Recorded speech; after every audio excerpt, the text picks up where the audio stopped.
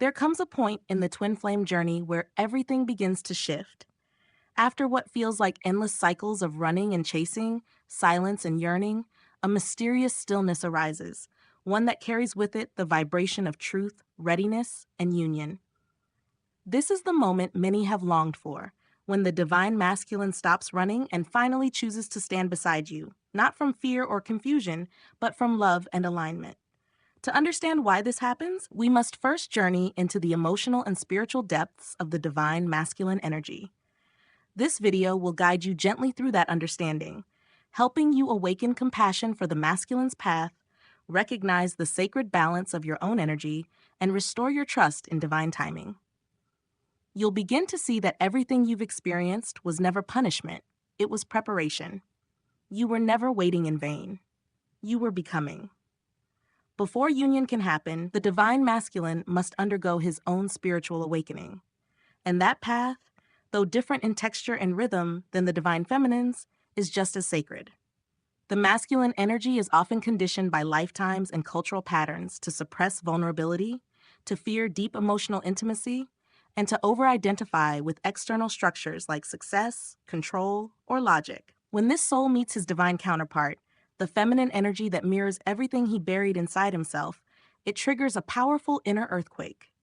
Suddenly, he's faced with feelings he doesn't know how to hold. He feels exposed, disoriented, yet profoundly drawn to this connection he cannot explain. And so he runs, not always physically, but energetically. He shuts down, he withdraws, he doubts, he hides behind distractions, fears, or even other connections. But beneath all of this, something sacred is brewing. His higher self is awakening, slowly breaking through the barriers that his conditioned self clings to. Every moment of silence, every perceived rejection, every escape, none of it is meaningless. It's all part of the masculine's sacred unraveling. This journey is not linear. The divine masculine must face his wounds alone, just as you have. He must confront the parts of himself that believe he is unworthy of unconditional love, that fears failing you, that questions his own divinity. And so the running is not just from you, it's from himself, from the vastness of what he feels, from the weight of the love that threatens to tear down the walls he's spent lifetimes building. But the soul cannot hide forever. At some point, the pain of separation becomes louder than the fear of love, and that's when everything changes.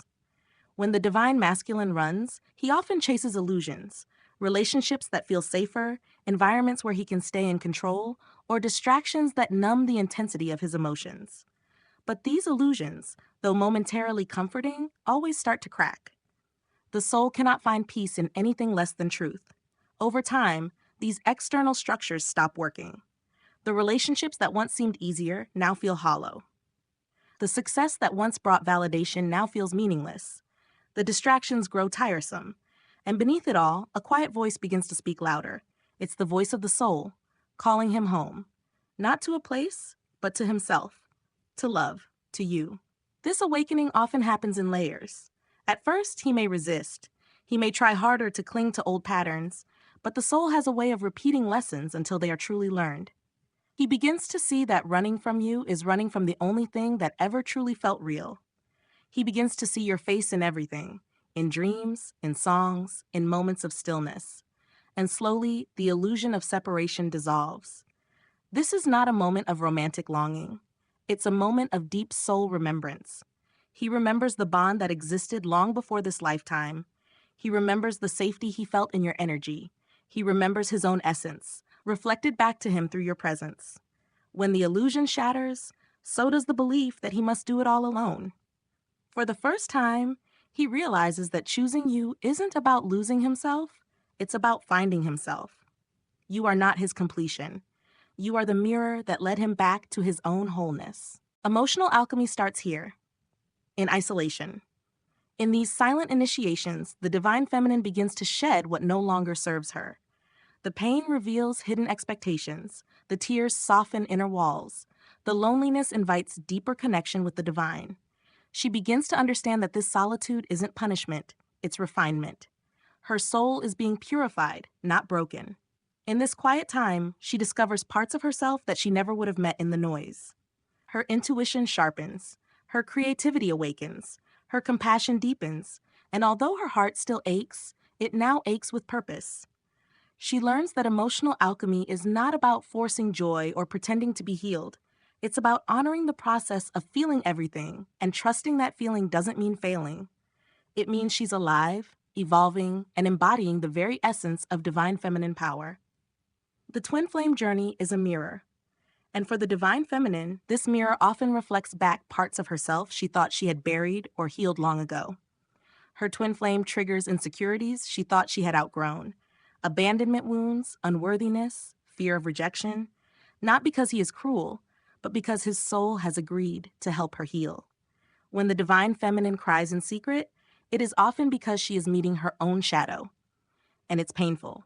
She might say to herself, "Why am I not enough?" Or, "Why does he not choose me?" Or, "Why do I always end up waiting?" These are not shallow doubts. They are echoes from lifetimes of suppression, loss, and heartbreak. They are the wounds of the collective feminine rising to be healed through her. But this part of the journey is not about blaming the masculine or herself. It is about learning to sit with the shadow without abandoning herself. It is about choosing to see these old wounds as opportunities for healing rather than evidence of being broken. Meeting the shadow with compassion is a powerful act. It means not shaming herself for being triggered. It means not rushing to fix what hurts, but instead listening to it. It means recognizing that her worth does not fluctuate based on someone else's readiness or response. In this process, she begins to mother herself. She learns how to hold space for her pain, how to breathe through the waves of emotion, how to comfort the parts of her that feel left behind. She stops demanding perfection from herself and starts cultivating gentleness. This is where healing accelerates, not by resisting the shadow, but by embracing it. As she softens toward herself, something magical happens. The energy between her and her twin begins to shift. For when she meets herself with love, she creates a field that invites love. She becomes magnetic, not because she chases or tries, but because she is the love she once sought. After the emotional waves settle, there comes a powerful phase, the reclamation of self. The divine feminine begins to realize that she is not defined by this connection, nor is her happiness dependent on the actions of her counterpart. She begins to stand in her own light, not as a reaction to pain, but as a declaration of truth. This is a profound turning point. Her energy shifts from longing to embodying. She no longer waits for external validation to feel whole. She remembers who she is beyond the roles she plays: lover, chaser, healer. She reconnects with her passions, her creativity, her sacred work. Her secret tears have watered something new. A garden within her begins to bloom. She feels stronger, not in a hardened way, but in a deeply rooted way. Her boundaries become clearer. Her needs become sacred. She starts to choose herself, not out of defiance, but out of reverence. This sovereignty is not separation from her twin flame. It is the foundation for divine union. Because true union is not about two incomplete souls clinging to each other. It is about two whole beings choosing to walk together. The more the divine feminine reclaims herself, the more she aligns with this higher form of love. This is when the dynamic between her and her twin begins to evolve. The energetic chasing dissolves. The pressure to fix or rescue fades. She becomes the calm in the storm. And in that calm, the masculine begins to feel safe enough to awaken. Not because she forced it, but because she anchored herself so deeply in love that he could feel it, even from afar. Sovereignty is not isolation. It is the sacred ground where love becomes unconditional. And from this space, the divine feminine doesn't just wait for union, she creates the frequency for it. With every tear shed in silence, the divine feminine gathers strength. Not the kind of strength the world often praises, the loud, aggressive kind, but the quiet strength that comes from surviving her own inner storms and still choosing love. By now, her heart has been through seasons of hope and despair. She has risen from breakdowns, questioned her path, and found herself again. And in this cycle, something extraordinary begins to emerge, a deeper purpose. She starts to see that her pain was never in vain. It taught her how to hold space for others. It made her more compassionate, more resilient, more intuitive. She realizes that her journey is not just about union with her twin, it's about union with herself, her mission, and the divine. She begins to feel called to share her gifts, to guide others, to create. Whether through writing, healing, teaching, or simply being present for someone else, she channels her experiences into something greater. Her suffering becomes her wisdom. Her longing becomes her light. This transmutation is the very heart of emotional alchemy. The raw emotion becomes sacred fuel. The breakdown becomes the breakthrough. The wound becomes the womb of rebirth. She no longer hides her tears. She honors them. Because now she understands, those tears carved her into someone extraordinary. Someone who can love without losing herself. Someone who can hold the frequency of union even in the absence of it. This is where her journey becomes medicine, not only for herself, but for the collective. She carries the codes of divine love, not just in words, but in energy. And she doesn't have to prove anything. She simply is. At the end of this alchemical process, the divine feminine does not emerge untouched by pain, but she emerges transformed by it. She is no longer the same woman who cried in secret, wondering if she was enough. She is now a vessel of grace, a temple of light, a force of love that moves through the world with presence and power. Her energy has changed. It is calm, not chaotic, magnetic, not needy. She no longer grasps, she receives. She no longer waits, she welcomes.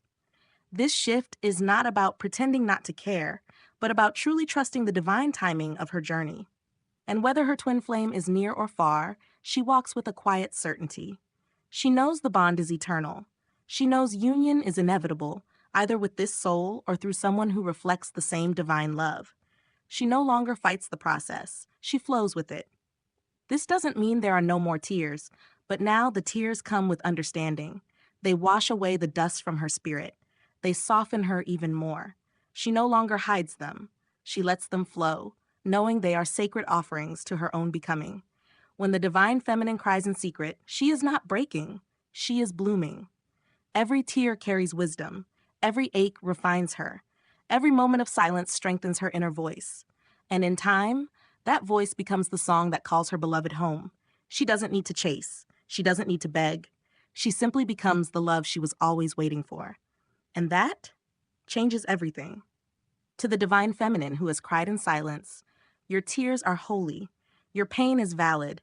Your heart is powerful beyond measure. You are not behind. You are not forgotten. You are not alone. You are becoming.